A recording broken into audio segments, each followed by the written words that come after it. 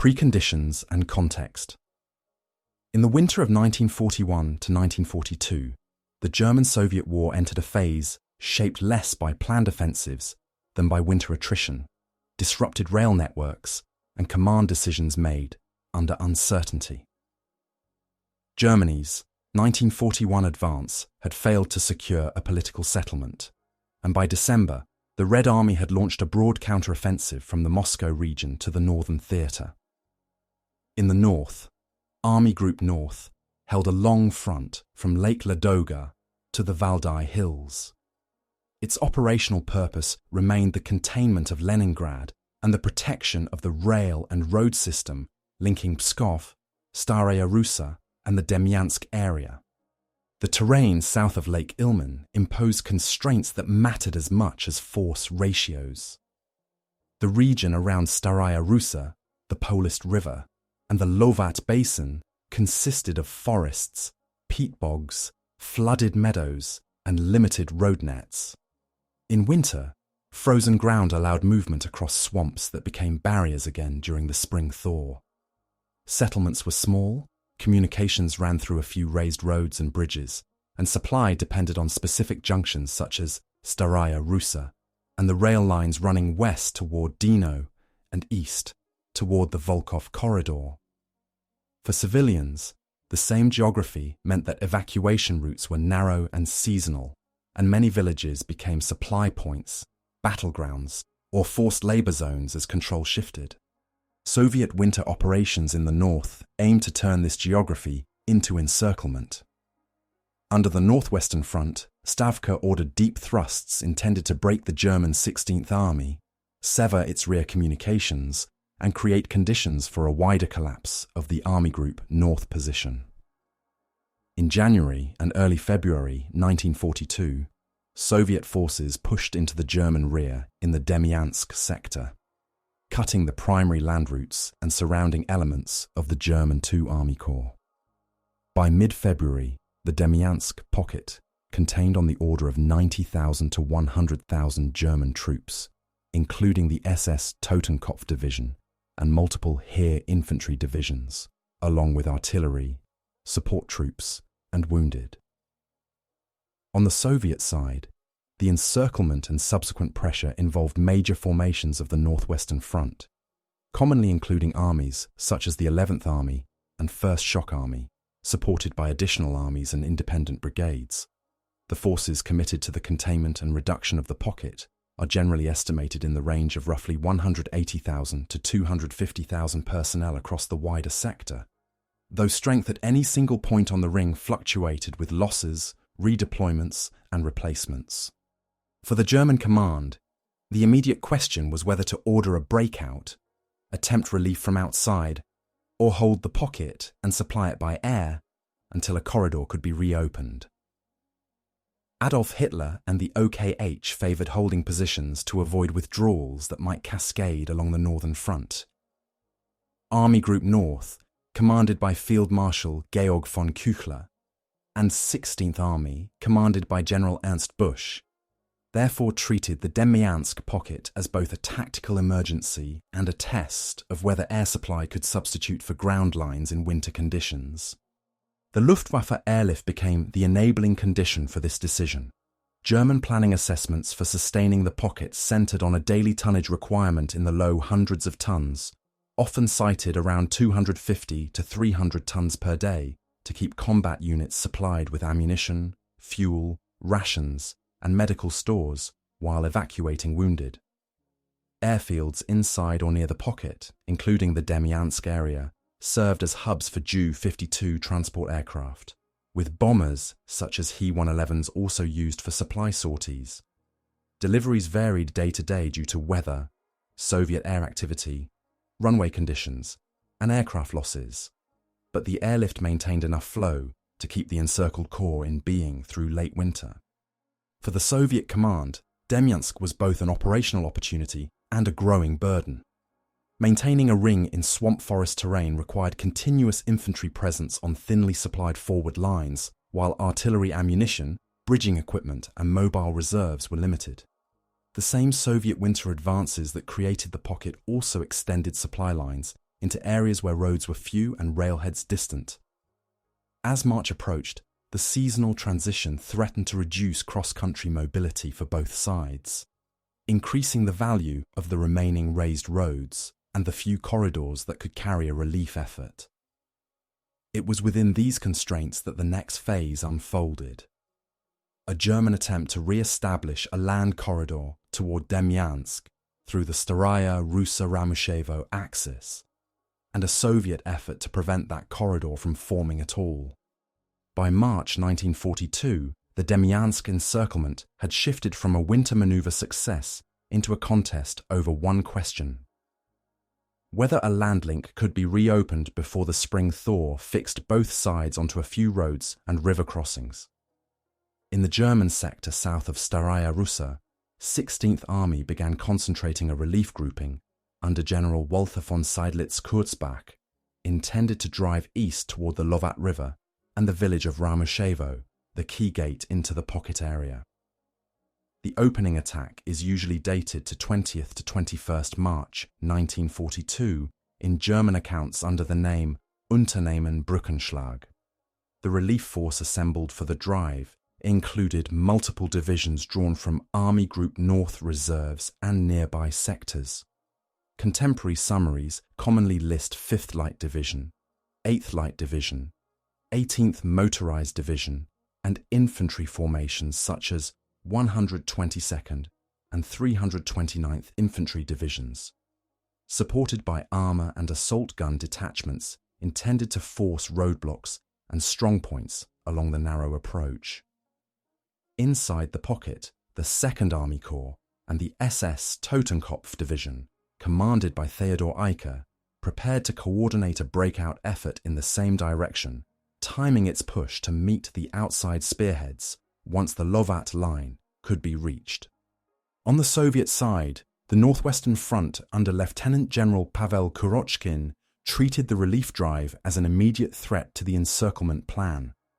Soviet field headquarters attempted to hold the river line and the road corridor by concentrating rifle units, artillery, and engineer obstacles around the Lovat crossings and the few villages that anchored the causeways.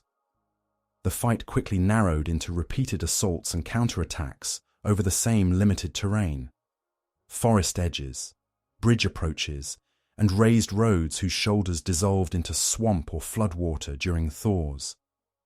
In this setting, tactical success depended less on sweeping flanks than on whether either side could rotate infantry, keep ammunition forward, and maintain communications under air and artillery attack. Two clarifications are important for understanding what followed. First, the operation name Raubtier is documented in March 1942 primarily for a German action on the Volkov front, aimed at cutting the supply corridor of the Soviet Second Shock Army near Myasny Bor, not as the standard label for Soviet efforts against the Demyansk relief drive. Second, in the Demyansk sector itself, the sequence of March to mid-April fighting ended with a renewed German push and a coordinated breakout from inside the pocket, after which the connection was established near Ramushevo and expanded into a narrow land corridor that remained the focal point of Soviet attempts to cut it again. German and Soviet planning for March-April 1942 was shaped by a mismatch between objectives and the means available in the Staraya Russa Lovat corridor. For the German High Command, the Demyansk pocket was not only a trapped force to be rescued, it also fixed multiple Soviet armies in a difficult sector and protected the rear communications of 16th Army around Staraya Russa, a railhead and supply base for the southern part of the Lake Ilmen front. The decision in Berlin to hold the pocket, rather than order an early breakout, turned relief into a deliberate operation whose success would confirm a broader doctrine. Positions could be retained if air supply and a later corridor were feasible. The German operational goal was therefore defined in two layers. The first was immediate: reopen a ground connection from the Staraya Russa side to the pocket via the Ramushevo axis, crossing the Lovat River, where the road network narrowed into a small number of raised approaches. The second was structural. Once contact was made, widen and fortify the connection enough to move heavy supplies by road and to reduce dependence on daily airlift. The plan, known as Brookenschlag, concentrated a 5-division strike force outside the pocket under General Walther von Seydlitz-Kurzbach. 5th Light Division, 8th Light Division, 18th Motorized Division, and the 122nd and 329th Infantry Divisions, with supporting armour and assault gun battalions intended to deal with roadblocks and local counterattacks. Inside the pocket, planning had to balance endurance with timing. The encircled German force is commonly estimated at about 95,000 men, spread over a perimeter that consumed infantry strength while also protecting airfields and drop zones needed for supply. The internal component of the overall relief concept was a coordinated breakout toward the Logistical, once the outside force had pushed close enough to make a link-up plausible. In practice, this became a 2-phase sequence. Brookenschlag began with the outside assault on 21st March 1942 and a later breakout operation from inside, often identified as Fall Reap, began on 14th April. Contact across the Logistical was achieved on April 21st, and a land supply route into the pocket area was opened by May 1st. Logistics determined what these plans could risk. The Luftwaffe air bridge had already sustained the pocket for weeks, but it imposed limits. Every day of delay consumed aircraft, crews, fuel, and airfield capacity, while weather and Soviet fire reduced the number of successful sorties. German transport and bomber types used for supply work in this period included Ju-52s and He-11s. Across the airlift, reported Luftwaffe losses are often summarized as 265 aircraft, including 106 Ju-52s, 17 He-111s, and 2 Ju-86. This loss rate did not end the airlift, but it narrowed the margin for error and made the transition to ground supply a planning priority. For the Soviet side, the goal was the inverse and equally layered. First, prevent the corridor from opening by holding the Logistical line and the road junctions around Ramoshevo. Second, convert encirclement into destruction by compressing the pocket while maintaining the outer ring under German attack. Stavka pressure was explicit. By late February, the Northwestern Front was ordered to eliminate the pocket quickly, while simultaneously maintaining a broad winter offensive posture in the region.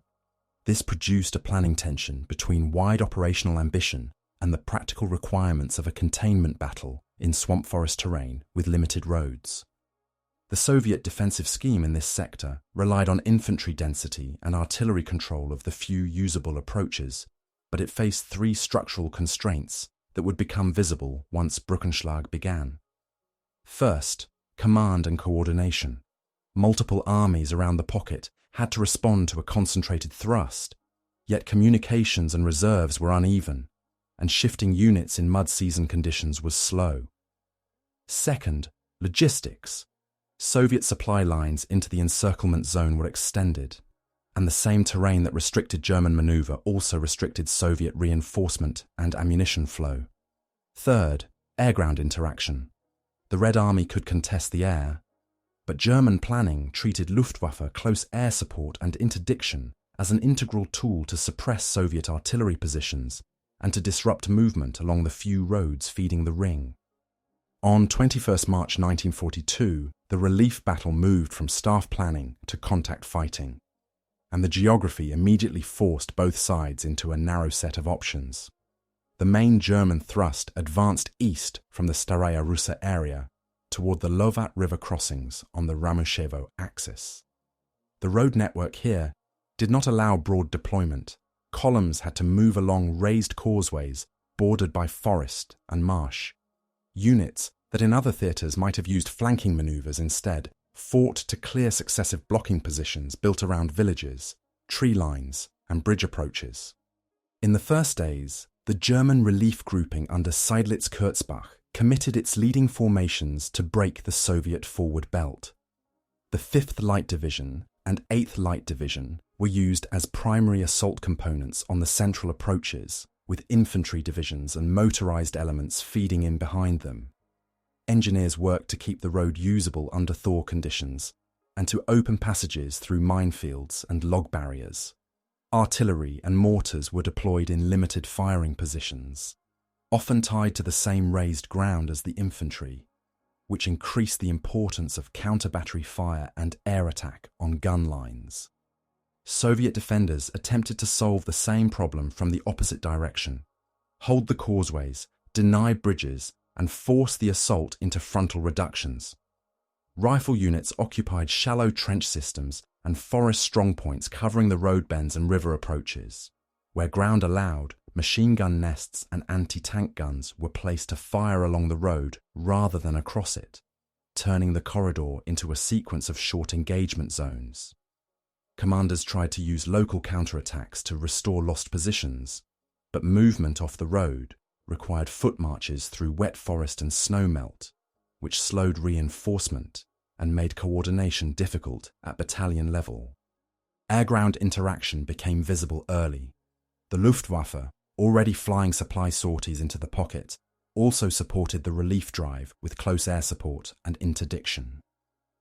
For German ground units, the immediate value was suppression of Soviet artillery positions and disruption of Soviet movement along the few supply routes feeding the encirclement ring. For Soviet troops, the practical effect was that daylight resupply and regrouping near the road became more hazardous, while command posts and signal lines had to relocate repeatedly to avoid air attack. The Red Air Force contested the airspace when weather allowed, but the local air balance fluctuated with cloud cover and airfield conditions, not only with pilot availability. Inside the pocket, the SS Totenkopf Division and other Second Army Corps units watched the corridor battle as a matter of survival rather than maneuver. Their perimeter still required constant defense against Soviet pressure, and the airfields and drop zones that kept the pocket supplied could not be abandoned. Instead of a full breakout in March, the Pocket Command focused on limited attacks to improve positions and to prepare routes for a later push once the external force approached the Lovat. This meant that the early phase remained primarily an outside-in effort, with internal forces conserving strength for a coordinated moment rather than dispersing it in premature thrusts. For civilians, in the corridor zone, the opening engagements meant rapid disruption of the remaining local economy and movement. Villages along the road and near river crossings became firing points, aid stations, and temporary troop quarters. Livestock and stored food were requisitioned by whichever force held the area at a given time. With transport limited, many civilians stayed in place, moving between cellars and outbuildings as artillery fire and air attacks shifted back and forth across the same small set of settlements. By late March, the pattern of the battle had formed. The German relief force advanced in increments tied to road junctions and bridgeheads, often paying for each kilometre with repeated assaults on prepared Soviet positions. The Soviet ring did not collapse, but it had to absorb a concentrated blow while still maintaining pressure on the pocket perimeter. The struggle was no longer about a single decisive manoeuvre. It was a sequence of engagements over a corridor where terrain reduced the battle to a contest of supply flow, artillery control, and the ability to rotate exhausted infantry fast enough to keep a line continuous. By the last week of March 1942, the relief attempt had turned into a crisis of endurance for both sides. The German relief grouping, roughly 5 divisions with supporting arms, was operating on a single main axis where a blocked bridge, a collapsed causeway, or a minefield could halt movement for hours. The Soviet forces holding the corridor approaches had numerical depth across the wider pocket ring, but in the decisive sector, their troops and guns had to be fed through the same limited road net, now degrading under thaw conditions and traffic. The spring transition changed the tactical geometry. In February, frozen ground had allowed infantry to spread through forest and across low areas. In late March and early April, meltwater returned the swamps to barriers. Maneuver away from raised roads became slow and physically costly. This favored the attacker and defender in different ways. Soviet troops could anchor positions on the causeways and bridge sites, but German assault groups could also predict where Soviet reserves and supplies had to move. Each side increasingly fought to control specific points rather than broad frontage. A bridgehead on the Lovat, a village at a road bend, a narrow strip of firm ground suitable for artillery emplacements. Soviet command attempted to prevent a breakthrough by reinforcing threatened sectors and launching local counterattacks against the German spearheads and their flanks. In practice, these counterattacks faced three constraints that became more serious as the battle intensified. First was time. Reserves arriving from deeper in the northwestern front sector often reached the line late because vehicles were restricted to the same roads already under air attack and artillery fire. Second was fire coordination. Artillery could be effective when ammunition and communications were intact, but shifting batteries forward in mud conditions was slow, and forward observers had difficulty maintaining stable positions in forest terrain under air pressure. Third was unit condition. Many rifle formations had been engaged continuously since January, and battalions entered April with reduced manpower, limiting the ability to sustain repeated counterattacks without pauses for reorganization. German command responded by treating air and artillery as the tools that made corridor fighting possible. The Luftwaffe role was not only close air support against forward trenches, but also interdiction against the few Soviet movement routes leading into the Lovat sector. When weather permitted, German aircraft targeted bridge approaches, road junctions, and suspected artillery positions to delay reinforcement and disrupt Soviet command posts. Even temporary disruption had operational value. If Soviet reserves arrived in smaller groups, they were more likely to be committed piecemeal, reducing the chance of a coordinated counterstroke.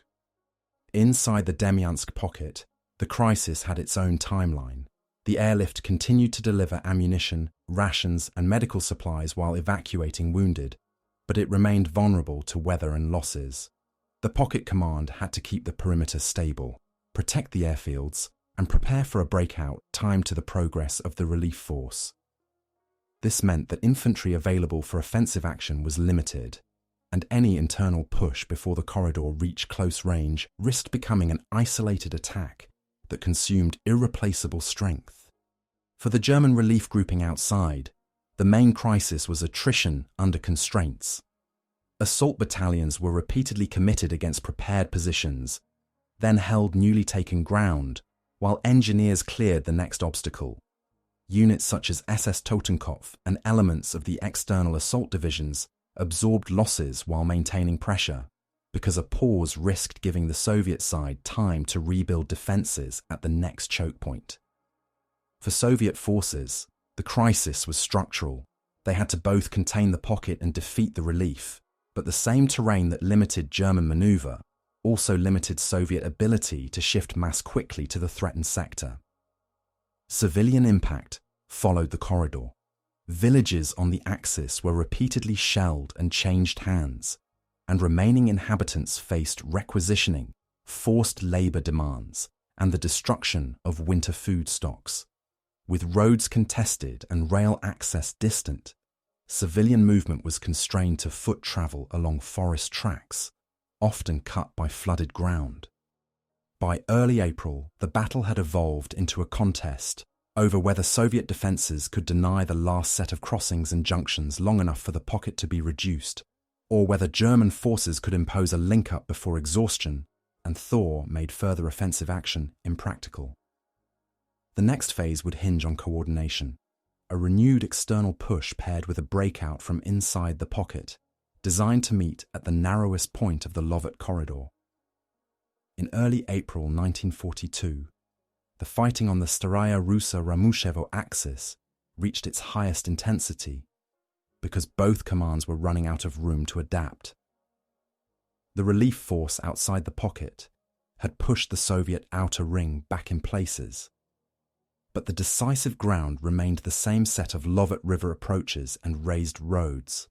The Soviet side could still block movement at a small number of crossings, and the German side could not bypass them without losing supply continuity in terrain that penalized any attempt to spread laterally. The peak phase began when the Pocket Command and 16th Army synchronized their efforts. German accounts placed the external relief attempt under General Walter von Seydlitz-Kurzbach, beginning on March 21st, but the attack from inside the pocket was delayed by Soviet resistance on the Lovat line until April 14th. From that date, the 2nd Army Corps forces inside the pocket, with the SS Totenkopf Division as a central component, began the planned breakout in the direction of Ramushevo, while the outside grouping renewed pressure from the Staraya Russa side. The operation reduced the number of separate tactical problems. Instead of defending the entire encirclement ring evenly, Soviet commanders had to stop two converging German thrusts aimed at the same narrow junction. The corridor battle was decided less by a single penetration than by the cumulative effect of repeated assaults on fixed points. German assault groups fought to secure bridge approaches, villages on the causeway, and strips of firm ground wide enough for artillery support. The same terrain that limited maneuver also limited the defenders' ability to establish deeper fallback lines. Once a position anchored on a road junction was lost, the next defensible point could be several kilometers away, with the intervening ground offering few places to sight anti-tank guns or concentrated artillery without risking isolation. Luftwaffe activity, already essential to sustaining the pocket by air, was also used to suppress Soviet gun positions and disrupt movement along the few supply routes feeding the threatened sector, increasing the likelihood that Soviet counterattacks would arrive in fragments rather than as a coordinated UDAR. By 21st to 22nd April, a German battle group achieved a physical link between the outside relief force and the pocket, commonly dated to 22nd April for the break of the siege and the establishment of contact near the Ramushevo corridor. In the immediate aftermath, German engineers and infantry worked to widen the passage enough to allow a continuous flow of vehicles and to reduce reliance on air delivery for basic sustainment. Ground communications were regained by early May, but the corridor remained narrow and exposed, turning it into a permanent target for Soviet artillery and renewed attacks, rather than a secure rear area road. Losses at the peak reflected the fact that both sides were committing exhausted infantry into close-range fighting in forest and on causeways. German reports for the period of the encirclement and relief describe heavy attrition inside the pocket, even after the corridor opened. One commonly cited summary for the pocket force during the relief fighting gives about 3,335 killed or missing, and over 10,000 wounded, out of roughly 100,000 men originally encircled.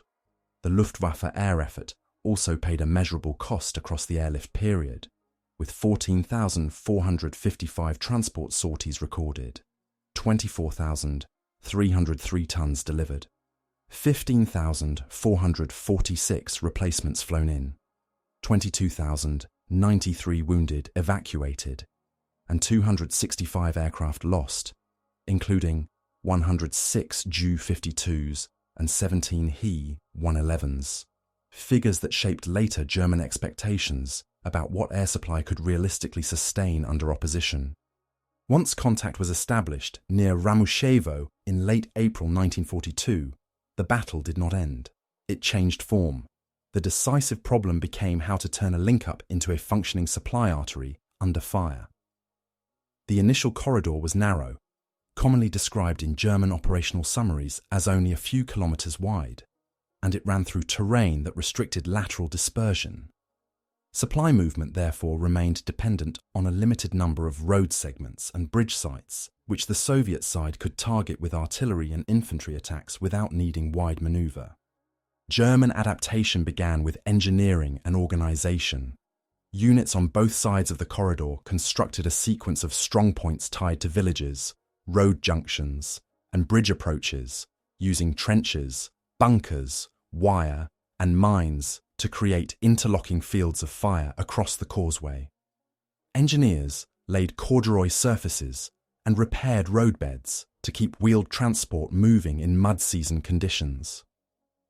Traffic control became a tactical task.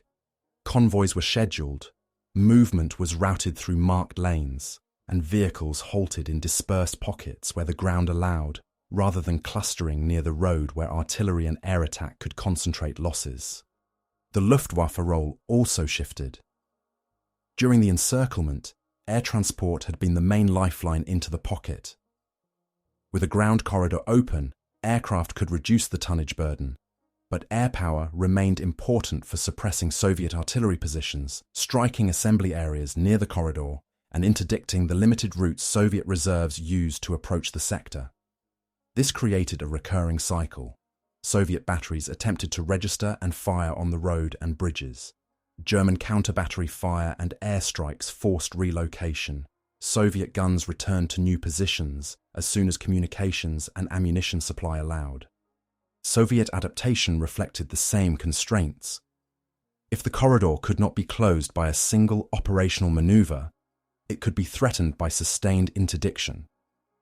Soviet commanders sought to identify the narrowest points, concentrate artillery to cut traffic for hours at a time, and use infantry infiltration through forest edges to raid supply columns, field kitchens, and command posts.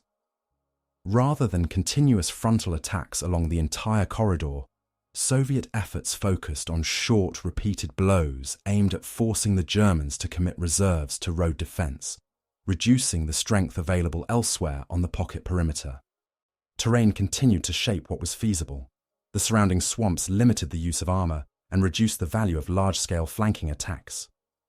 Movement off the raised road often meant marching in wet forest with heavy loads, which slowed reinforcement and made timing uncertain. Under these conditions, small unit actions mattered. A platoon that reached a culvert, a bridge abutment, or a road bend at the right time could halt traffic, trigger a local crisis, and force an expensive counterattack. Both sides, therefore, invested in reconnaissance, patrols, and signal discipline, because surprise and coordination were often more decisive than the absolute number of troops in a given kilometre. For soldiers inside the former pocket, the corridor changed priorities, but did not remove danger. Medical evacuation and heavy supply improved compared to the airlift-only period, yet the route remained exposed. Units that had held perimeter trenches through winter now rotated to corridor security, escort duty, and repair work, while still preparing for renewed Soviet pressure. For Soviet troops, the psychological and practical problem was that the encirclement goal had not been achieved, but the corridor also created a fixed target that could be attacked repeatedly, offering a clear operational focus even when broader maneuver was restricted. Civilians experienced the same adaptation as a tightening of control. The corridor zone became a militarized strip where villages were emptied for fortification work, labor was demanded for road repairs, and food stocks were seized to support garrisons. For those remaining, survival depended on avoiding both sides' fire plans and on navigating requisitions, forced movement, and the collapse of normal trade as roads became military assets. By early May 1942, the Demyansk pocket was no longer isolated in the strict sense, but the corridor remained a contested feature rather than a secure rear route. The campaign entered a phase in which both sides tried to solve the same operational puzzle with different tools. Germany sought to widen and harden the link to make supply predictable, while the Soviet side sought to keep it narrow, disrupted, and costly enough that the pocket would remain a long-term burden rather than a stabilized position. The turning point came in the second half of April 1942, when the corridor fight stopped being a question of whether the encirclement would hold, and became a question of whether the Soviet forces could restore it after contact was made. The synchronized actions that drove this shift were mechanical rather than dramatic, an outside-in push along the Staraya Russa axis, and an inside-out breakout from the pocket timed to meet it. The internal breakout, commonly dated from April 14th, compressed the Soviet defensive problem into a narrow sector because the Soviet ring now faced converging attacks aimed at the same road and the same river crossings. Between 21st and 22nd April, German spearheads established physical contact near Ramyshevo, creating a ground link into the Demyansk area. From that point, the operational balance changed. Before the linkup, the Soviet side could treat the pocket as a finite object, keep the ring continuous, pressure the perimeter, and rely on time and attrition to reduce the encircled force while limiting the effects of the Luftwaffe airlift. After the linkup, the pocket became a connected salient, supported by a road corridor, and the Soviet task became harder in one specific way.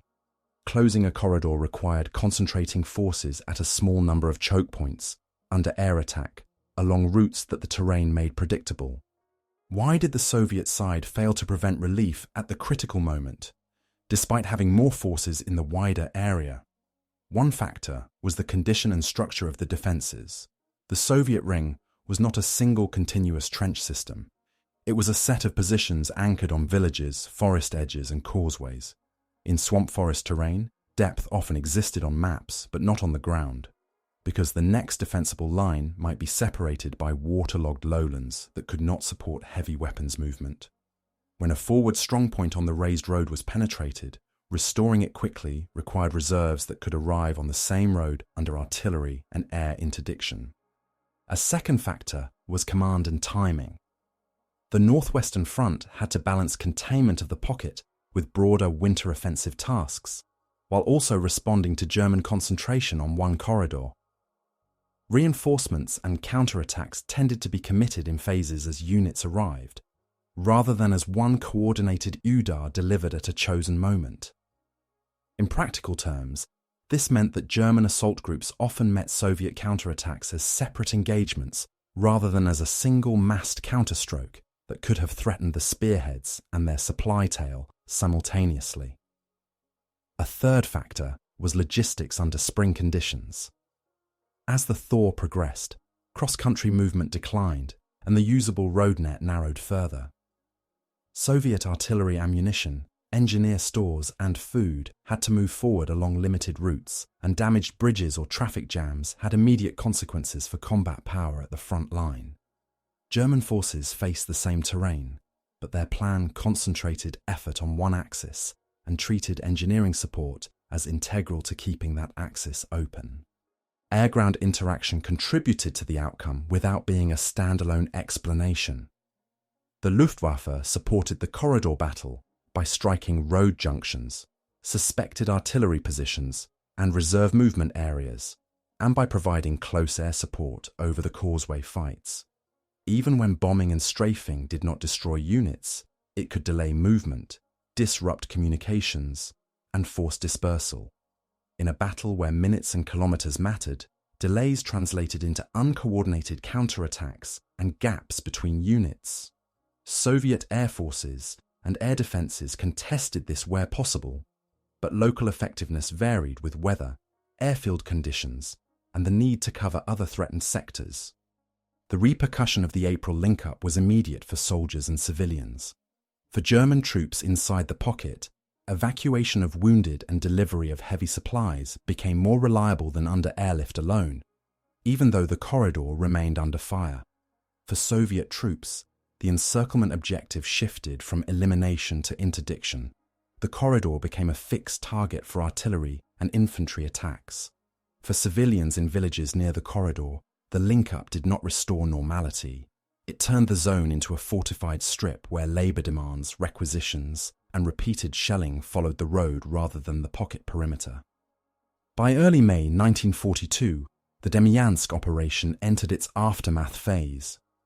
Not because fighting stopped, but because the central operational question had been decided. The pocket would not be reduced in spring 1942. The land corridor established near Ramyshevo allowed ground supply to replace a large part of the airlift, and it enabled the German command to reorganize the pocket forces into a connected front rather than an isolated enclave. At the same time, the corridor was too narrow to function as a secure rear route. It remained under Soviet artillery observation and within reach of infantry attacks from forest cover, which meant that the end of encirclement did not produce a clean withdrawal or a stabilized quiet sector. German forces adjusted their dispositions in two directions. First, they shifted from emergency sustainment toward building a defensible corridor system. Layered strongpoints tied to villages, mined approaches, and planned artillery fire zones along the causeway. Second, they reduced the operational vulnerability that had existed when the pocket depended on daily air tonnage, allowing Luftwaffe transport assets to be reallocated. This did not end Luftwaffe involvement. Air power continued to support corridor security and to strike Soviet assembly areas, but the character of the air effort changed from survival supply toward tactical support and selective transport. On the Soviet side, the aftermath consisted of repeated attempts to sever the corridor rather than a single final assault. These actions were constrained by the same factors that had shaped the April turning point: the narrow road net, limited maneuver through swamps, and the need to supply artillery and infantry forward under air and counter-battery pressure. Soviet attacks therefore tended to take the form of localized offensives against corridor choke points, raids, and artillery interdiction designed to disrupt traffic and force German reserves to remain tied down in corridor defense. In operational terms, the Soviet side converted an encirclement failure into a continuing mission of attrition and disruption. The immediate cost of the March-April campaign can be traced across three overlapping categories: ground casualties, air losses, and regional destruction. German casualties inside the pocket during the relief period are commonly summarized as several thousand killed or missing, and over 10,000 wounded, while the Luftwaffe air bridge, even though it had prevented collapse, incurred hundreds of aircraft losses over the full encirclement and supply effort. For Soviet forces, losses were distributed across multiple armies and phases of fighting, including the initial encirclement battles and the subsequent corridor defense. The nature of the terrain and the repeated assaults on fixed points produced sustained infantry attrition. Precise Soviet casualty totals for the corridor phase vary by source and accounting method, but the operational effect is clear in the pattern of reduced battalion strengths and the need for repeated reinforcement. For civilians, destruction of housing, loss of livestock and stored food, and forced labour demands were immediate consequences that did not end with the opening of the corridor. Territorially, the aftermath left a distinctive front geometry. The Demyansk salient remained a projecting German position that required continuous defence and absorbed forces out of proportion to its map size, while the corridor created a constant Soviet target that could be shelled and attacked without requiring deep manoeuvre. This pattern made the sector stable in one sense and unstable in another. The broad front line moved little, but local fighting and supply disruption continued. The final feature of the aftermath was strategic. The Demyansk experience influenced decisions beyond the Staraya Russa region. For the German command, the fact that an encircled corps could be supplied by air and later relieved by a ground corridor encouraged confidence in airlift-supported defense. For the Soviet command, the campaign highlighted the challenge of converting a winter encirclement into destruction in terrain that limited maneuver and in a context where the enemy retained usable air support. These conclusions would be drawn differently by different participants, but by late spring 1942, the Demyansk corridor had already shifted from an emergency to a long-term operational problem that both sides would have to manage rather than solve quickly. The March-April 1942 fighting around Staraya Russa and the Demyansk corridor left a legacy larger than its map footprint. It demonstrated how a localized campaign could influence doctrine, resource allocation, and later decision-making across the Eastern Front, even when it did not change strategic control of the Northern Theatre in 1942. For the German command, Demyansk became a reference case for two ideas that appeared compatible at the time. An encircled force could be sustained by air long enough to enable relief, and a narrow land corridor could convert an emergency into a defensible salient. The pocket contained roughly 90,000 to 100,000 troops, and the air bridge delivered supplies and evacuated wounded long enough for a ground link to be restored in late April. The operational conclusion drawn by many German planners was conditional but influential. If transport capacity, weather, airfields, and air superiority were adequate, air supply could extend the endurance of surrounded forces. This logic later influenced expectations in other encirclement crises, most famously at Stalingrad in late 1942, where the required tonnage and the operational environment differed, and where the airlift failed to meet the needs of the trapped Sixth Army. For the Soviet side, the campaign highlighted the difficulty of converting winter encirclement into destruction when terrain limits maneuver and when the opponent retains functional air support. The Northwestern Front achieved a major operational penetration in January-February 1942 and forced the enemy into an air supply dependency. Yet the same geography that helped create the pocket also complicated the reduction of it. Swamp forest ground, few raised roads, and the seasonal shift from frozen movement to mud-season constraints. The Soviet experience pointed to the importance of depth, reserves positioned close enough to react, and logistics that could sustain repeated counterattacks at the decisive choke points. It also reinforced an operational lesson visible elsewhere in 1942. Forcing a pocket is not the same as eliminating it, and the second task often demands different resources than the first. The civilian legacy was immediate and long-term. The corridor zone became a militarized strip where villages were repeatedly destroyed, rebuilt as strongpoints, and then destroyed again. Requisitions, forced labor demands, and displacement followed the road net, rather than the front line, because the corridor turned local settlements into supply infrastructure. In demographic terms, the Staraya Russa and Lovitt Basin region suffered the combined effects of combat losses, disease, hunger, deportations, and the disruption of agriculture. For survivors, the end of one operational phase did not mean the end of insecurity. It meant a transition into a fortified landscape with persistent shelling and patrol warfare. The memory of Demyansk has been uneven, which explains why the March-April relief battle is often less discussed than better-known fronts.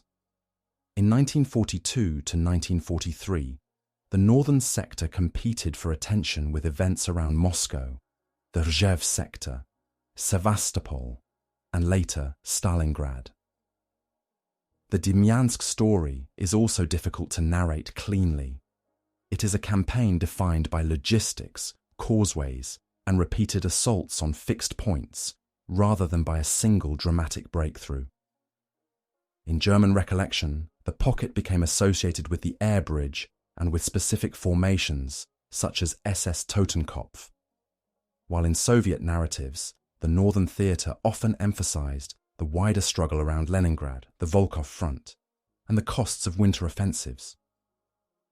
These frames can obscure the corridor battle as a distinct operation centered on Staraya Russa and Rameshevo. Historically, the Demyansk salient did not remain permanent. German forces ultimately evacuated Demyansk in February 1943 as the broader strategic situation worsened after Stalingrad and Soviet offensives expanded pressure on the Northern Front. That withdrawal underlines a core point about the campaign's significance. Tactical and operational success in spring 1942 did not remove the structural burden of holding a projecting position in swamp forest terrain with long supply lines. The enduring significance of Staraya Russa 1942 lies in the question posed by the campaign itself. Why could the Soviet side not prevent relief, despite having major forces in the sector and an initial encirclement? The answer is not a single failure or a single advantage. It is a convergence of factors that recurred across the Eastern Front. limited maneuver space imposed by terrain, logistical constraints amplified by seasonal change, the difficulty of coordinating reserves for a concentrated defensive crisis, and the practical effects of air power in a battle where roads were few and predictable. In that sense, Demyansk is less a forgotten episode than a concentrated example of how the Eastern Front often functioned. Outcomes were shaped as much by supply, movement corridors, and timing as by declared objectives on a map.